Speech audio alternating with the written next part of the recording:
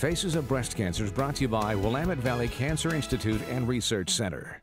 As a doctor and as a woman, if you are over the age of 40, get an annual mammogram because I know early detection saves lives. At Willamette Valley Cancer Institute and Research Center, we successfully treat breast cancer in our patients, and when it's discovered early, we beat it more often. With comprehensive radiation, GYN, and medical oncology treatments, Willamette Valley Cancer Institute and Research Center gives our patients more than a fighting chance. At Willamette Valley Cancer Institute and Research Center, we provide you with the best cancer care when it matters most.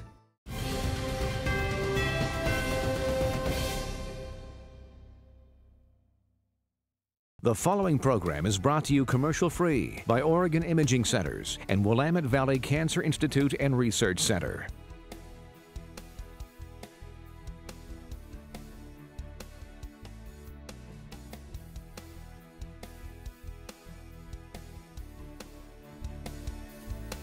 Good evening. Thanks for joining us for this special presentation, Faces of Breast Cancer. I'm Kelly Warner, along with Renee McCullough and Nohalani Graff. Over the next 30 minutes, we're taking a closer look at a disease that will touch 207,000 people this year alone. Two simple words that disrupt lives and families: breast cancer. That is 207,000 mothers, wives, sisters, and friends who will be diagnosed before the year is over. And even men can get breast cancer. Breast cancer can strike anyone at any time, and here in Oregon, we have one of the highest rates of breast cancer in the country. In Lane County, the rate of women being diagnosed in the later stages of the disease is even higher. Why is that? No one knows for sure, but we know something needs to change. Tonight, you'll hear from breast cancer survivors. We'll show you what you can do right now to help protect yourself against this disease. And for the first time, the Susan G. Komen Race for the Cure is coming to Eugene. You'll see what this means when it comes to supporting survivors in our communities and the role it plays in groundbreaking research aimed at putting an end to breast cancer. Breast cancer doesn't care if you're successful, doesn't care if you pay your bills on time, or if you volunteer in the community. There is no rhyme or reason to who will get it, and for most people, it will strike unexpectedly. That's how it happened for two Lane County sisters, and it has turned into a battle that has haunted their family for 13 years. If you didn't know they were sisters, you would definitely call Lindy and Lorelei friends. We've always been best buds. Since childhood, they've been extremely close, a bond that only grew as they did. It's like we'll spend a few years apart and I'll end up just missing that friendship, and I end up moving wherever she's at.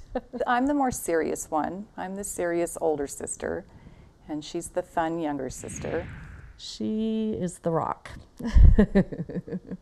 She's always been there for me, always.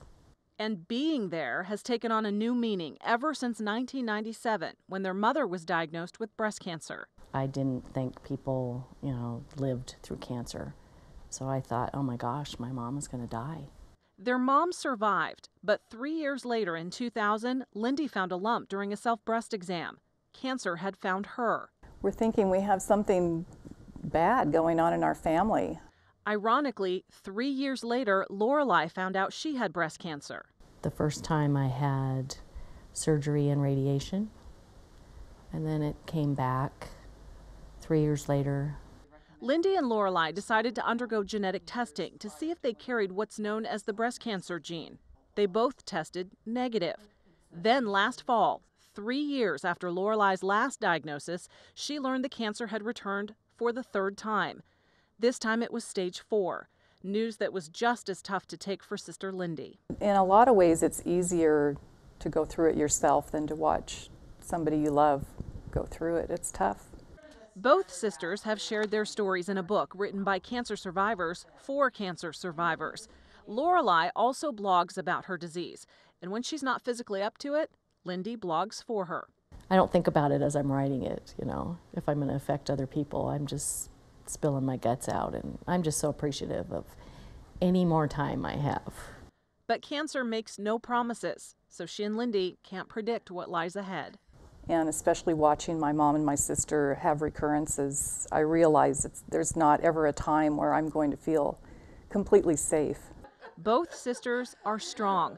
Lorelei wears a small pair of boxing gloves around her neck as a daily reminder that I'm a fighter. She's feisty, and she's a fighter.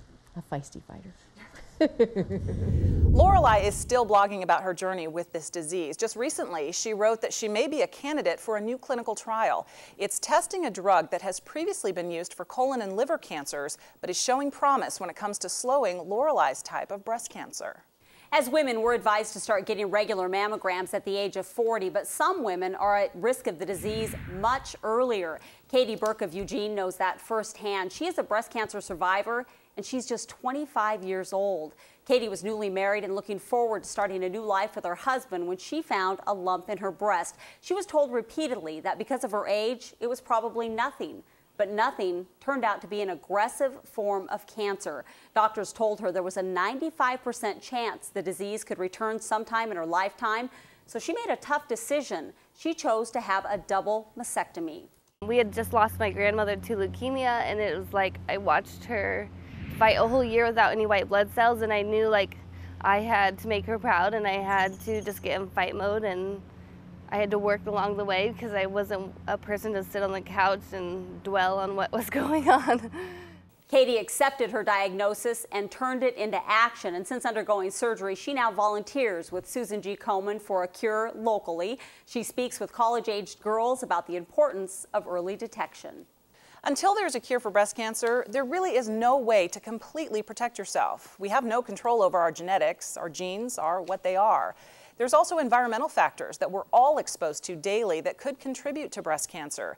But here's where you do have control: your lifestyle. Small changes in how you live can create huge steps in protecting yourself. No smoking, that's a big one. If you do smoke, find a way to quit. Eating a diet that's low in fat, that can cut your risk. Also, getting regular exercise. That's important because the more weight a woman carries, the more estrogen her body produces, and that hormone has been shown to be a big factor in breast cancer. As a matter of fact, making these changes can cut your risk for developing all cancers. Any doctor will tell you that the key to beating breast cancer is early detection. We here at NewsSource 16 want to do our part. That's why we've launched the 16 Checks In campaign. Help is just a few clicks away, so let me show you what you need to do. First, head to our website at KMTR.com. When you get there, click on the 16 Checks In icon on the upper left-hand corner of your screen. Just scroll down to the next page and sign up for our monthly alerts. It's free to join. All you have to do is put in your name and your email address. And then on the 16th of every month, we'll send you a reminder to do your self-exam. You know, one woman on our list can tell you firsthand just how important early detection is. She found a lump, and doctors confirmed it on her last mammogram. Now Christine Buxton is battling a very rare, aggressive, and fast-growing form of breast cancer. She's 41, has no family history of breast cancer, but is now going through chemo treatments.